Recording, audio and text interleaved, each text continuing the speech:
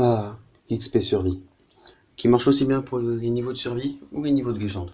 Après tout, quoi de mieux que d'être niveau max en survie et en légende? Donc dans cette vidéo, je vais te montrer comment tu pourrais t'y prendre.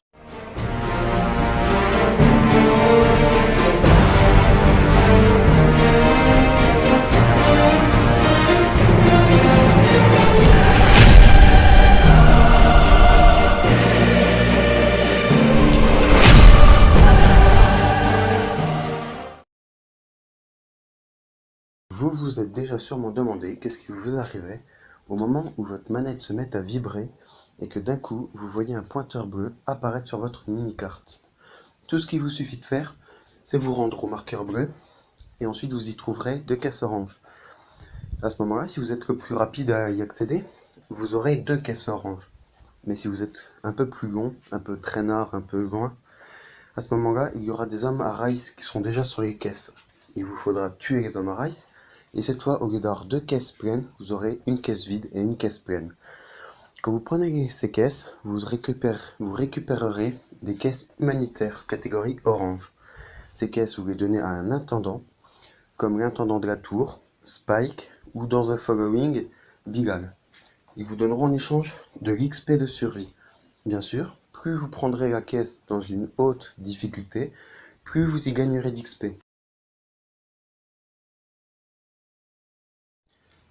Ah, les chasseurs. Et moi je me rappelle au début du jeu, quand ça me marquait chasseur en approche, et que je sais que c'était un autre joueur qui prenait possession du zombie, moi je me bloquais dans une zone sécurisée pour éviter de crever et perdre mon XP de survie. Mais ne vous inquiétez pas, vous ne perdrez pas d'XP si le chasseur vous tue. Vos armes ne s'utilisent pas en chasseur nocturne. Si vous êtes sur le jeu The Following, vos buggy n'utilisent aucune essence et vos kits de soins ensemble sont illimités. Or, si vous gagnez la partie contre le chasseur nocturne, et que vous arrivez à détruire tous ces ennemis avant que le chasseur nocturne arrive à vous tuer 10 fois, vous gagnerez entre 24 000 et si vous avez de la chance, 36 000 XP. Donc ça, franchement, j'ai envie de vous dire, ça va vraiment bien vous monter vos niveaux. En plus, si vous gagnez beaucoup de parties d'affilée et que vous êtes au-dessus d'un certain ratio, un ratio de victoire-défaite contre le chasseur nocturne, vous pourrez commencer à débloquer des armes en or. Mais ça, ce sera le sujet d'une autre vidéo. En tout cas, franchement, faites du Night Hunter. Oui, parce qu'en anglais on dit Night Hunter. Faites-en vraiment avec des amis avec des amis à vous qui sont beaucoup plus haut level que vous. Vous en faites avec eux.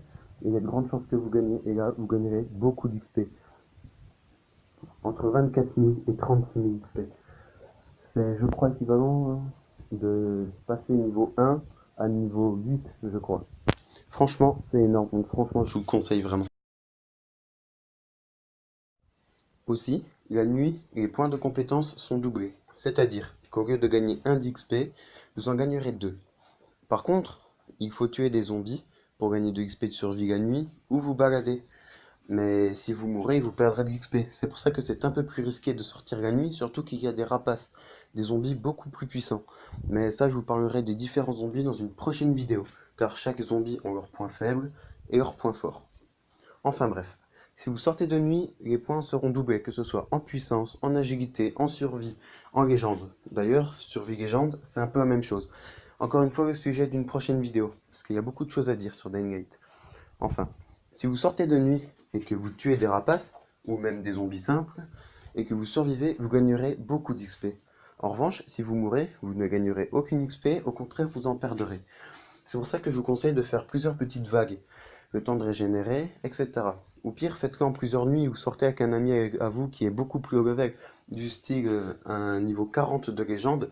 Ça devrait suffire quand même pour survivre la nuit, surtout s'il a des bonnes armes. Demandez-lui de vous en passer quelques-unes, etc.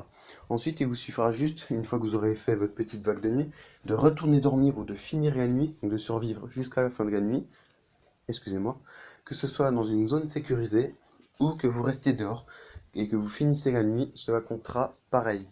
En revanche, si vous faites toute la nuit dans une zone sécurisée et que vous attendez que ça se passe, vous ne gagnerez aucune XP. Il faut vraiment sortir de la zone pour gagner un peu d'XP. Je vous laisse regarder l'extrait.